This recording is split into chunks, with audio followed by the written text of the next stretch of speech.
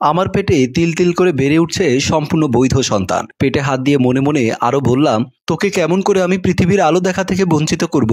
তা তো মানুষের কাজ হবে না। এমন কাজ যারা করে তারা কি মানুষের আয়তায় পড়ে কিনা আমি জানি না। তারপর সেখান থেকে চলে এলাম। বাথরুমে গিয়ে চোখে মুখে পানি দিয়ে জীবনের মতো চোখে জল ধুয়ে আসলাম। পণ করলাম এই পোড়া চোখে আর দুঃখের অশ্রু টলটল করবে না, যদি করে তা যেন হয় আনন্দ অশ্রু। তারপর ফ্রেশ হয়ে ওয়াশরুম থেকে বের হয়ে গেলাম। আমি আমার প্রয়োজনীয় জিনিসপত্র ব্যাগে ভরে নিলাম। ব্যাগটা হাতে নিতেই রোহান আমার পেছনে এসে বলল, এইবার কিন্তু তোমার বেশি বাড়াবাড়ি হয়ে যাচ্ছে ইমা। আমি ওর কথার জবাব দেওয়ার প্রয়োজন অনুভব করলাম না। যার কাছে আমার মুখের কথার কানাকড়ি মূল্য নেই তাকে কিছু বলার চেয়ে না বলাই অনেক ভালো। রোহান বলল, আবারও ভেবে দেখো কাজটা কি ঠিক হচ্ছে কিনা। আমি মাথা না তুলে জবাব দিলাম, এটাই সঠিক সিদ্ধান্ত রোহান। বিশ্বাসের জায়গায় একবার অবিশ্বাস প্রবেশ করলে তা আর ফিরিয়ে আনা সম্ভব নয়। রোহান বলল, কিন্তু তুমি কি ভেবে দেখেছো বাইরের পৃথিবীটা আমাকে ছাড়া তুমি কতটা অসহায়? আমি এবার ওর মুখের দিকে তাকিয়ে হেসে বললাম, থাক, তোমার আর আমাকে নিয়ে চিন্তা না করলেও চলবে। রোহান বলল, তবে কি সব সম্পর্ক চিরদিনের জন্য ছিন্ন করে যাচ্ছ? আমি বললাম, সম্পর্কটা হয়তো অনেক আগেই শেষ হয়ে গেছে, আমি ঠিক বুঝতে পারিনি, সেটাই আমার ভুল। এই বলে আমি ব্যাগ নিয়ে রুম থেকে বের হয়ে গেলাম। রোহানও আমার পেছন পেছন চলে আসে। রুমের বাইরে দরজা আসতেই রোহান পেছনে এসে বলল, তবে জেনে রেখো এটাই তোমার সাথে আমার শেষ দেখা। চিরদিনের জন্য আমার বাড়ির দরজা তোমার জন্য বন্ধ হয়ে গেল। আমার মনে কোনো পাপ বা দুঃখ নেই। আমি দরজার ভেতরের মানুষ নই, দরজার বাইরের মানুষ। তাই চলে যাচ্ছি, ভালো থেকো। সত্যি তুমি অনেক মহত্ব দেখিয়েছো। আমাকে একজন নষ্ট করে দিয়েছে জেনেও তুমি আমাকে ভালোবাসা দিতে চেয়েছো, সাথে নিয়ে সংসার করতে চেয়েছো। সত্যি বলতে আমি এর যোগ্য নই। কথাগুলো বলে সেখানে এক মুহূর্তও না দাঁড়িয়ে আমি সেখান থেকে চলে আসলাম।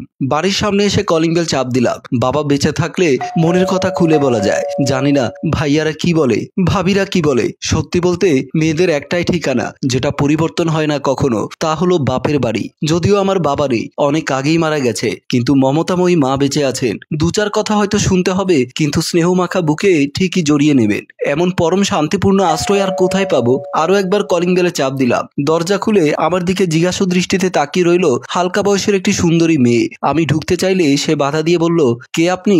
আর এমন জোর করে বাড়ির ভেতরে প্রবেশ করতে চাচ্ছেন কেন? আমি দরজার ভেতরে ঢুকে জোর গলায় মা বলে ডাক দিলাম, কিন্তু কেউ সাড়া দিল না। আবারও ডাকলাম, তবুও কেউ এসে বলল না, ইমা তুই? আমি মনে মনে কিছুটা দমে গেলাম। ভাবলাম ব্যাপারটা কি, মেয়েটি যত সুন্দরী ঠিক ততটাই রুক্ষ ব্যবহার তার। আমাকে জোর করে বের করে দিতে চাইছে। আমি মেয়েটার দিকে তাকিয়ে বললাম, এই তুমি কে? আমাকে বাধা দাও। জানো আমি কে? আমার এমন দৃঢ়তা দেখে সে আপা আপা বলে ডাকতে থাকে। এমন সময় বড় ভাবি ছুটে এসে আমাকে দেখে বিরক্তি মুখে বলল, ইমা তুই?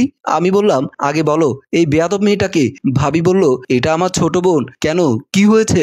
আমাকে বাড়ির ভেতরে প্রবেশ করতে দিচ্ছিল না। ও রশনি, তুই ভেতরে যা, এটা তো দুলা ভাইয়ের ছোট বোন। রশনি চলে যাবার পর ভাবিকে বলল, ও কি এখানেই থাকে? ভাবি তাচ্ছিল্যের সুরে বলল, তাতে তোমার কি কাজ? তুমি এতদিন পর কেন এসেছো তাই বলো। আমি অবাক হয়ে জিজ্ঞাসা করলাম, এই কেমন কথা ভাবি? তুমি যে কাজ করেছো তাতে এর চেয়ে ভালো কথা বলা যায় না। আমি তো তোমার সাথে ভদ্র আচরণই করেছি, কিন্তু তোমার ভাই এলে তাও করবে না। আমি ব্যাগ হাতে দুয়ারে দাঁড়িয়ে আছি, কিন্তু ভাবি একটিবারও বলল না ভেতরে আয়। আমার অন্তরে কেমন অস্থিরতা শুরু হয়ে গেল। আমি ভাবিকে ঠেলে দিয়ে মায়ের রুমের দিকে চলে গেলাম। আমি মায়ের রুমের দরজার সামনে গিয়ে মা মা বলে ডাকতে থাকি, কিন্তু কোথাও আমার মা একটিবারও তো জবাব দিলেন না। কই যে গেল? ভাবি পেছনে এসে বলল, তিনি নেই। আমি নিজের অজান্তে কেঁপে উঠে জিজ্ঞাসা করলাম, নেই মানে? ভাবি প্রতি উত্তরে বলল, নেই মানে গত বছর তিনি মারা গেছেন। যাবার আগে তিনি বলে গেছেন এই বাড়ির কেউ যেন কোনোদিনও তোমার সাথে সম্পর্ক না রাখে। আমি অশ্রু ভেজা চোখে ভাবির দিকে তাকিয়ে রইলাম। সে চোখ নামিয়ে নিল। আমি বুঝতে পারলাম তারপরে আমাকে কি বলা হবে। আচ্ছা ভাবি, বুঝতে পারছি, তবু আমি ভাইয়াকে দেখে যাব। ভাইয়ার সাথে দেখা হলেই চলে যাব। এই বলে সোফার রুমের দিকে চলে আসি। সোফায় বসে ভাবছি, হাজার হলেও সে আমার মায়ের পেটের ভাই। বুকে টেনে না নি, কিন্তু আমাকে এই দুর্দিনে একেবারেই ফেলে দেবে না নিশ্চয়ই। একটু পর ভাইয়াকে দরজা খুলে দেয় ভাবি। ভাইয়াকে দেখে ভাবি বলল, তোমার আদরের বোন এসেছে। কি বলছো? ইমা এসেছে? হ্যাঁ, তোমার জন্য সোফায় অপেক্ষা করছে। আচ্ছা ঠিক আছে, আমি দেখছি, তুমি যাও। ভাইয়া এসে আমাকে সোফায় বসে থাকতে দেখে চমকে উঠলেন। আমি মা হারানো নিদারুণ নিষ্ঠুর কষ্টে আহাজারি করে ভাইয়ার বুকের মাঝে আশ্রয় খুঁজতে ঝাঁপিয়ে পড়তে যাচ্ছিলাম, কিন্তু ভাইয়া আমার সরে গেল। ভাইয়ার ভাব দেখে মনে হলো আমি পৃথিবীর সবচেয়ে নিকৃষ্ট মানুষ। আমার ছোঁয়া লাগলে তিনি অস্পৃশ্য হয়ে যাবেন। ভাইয়া জোর গলায় ভাবিকে ডাকতে লাগলো, প্রিয়া, এই প্রিয়া, একটু এদিকে এসো। এসো তাড়াতাড়ি। প্রিয়া এসে পাশে দাঁড়িয়ে বলল, কি হয়েছে ওকে বলে দাও, তার সাথে আমাদের কোনো সম্পর্ক নেই। মা নিষেধ করে গেছেন, হাজার হলেও মায়ের আদেশ বলে কথা।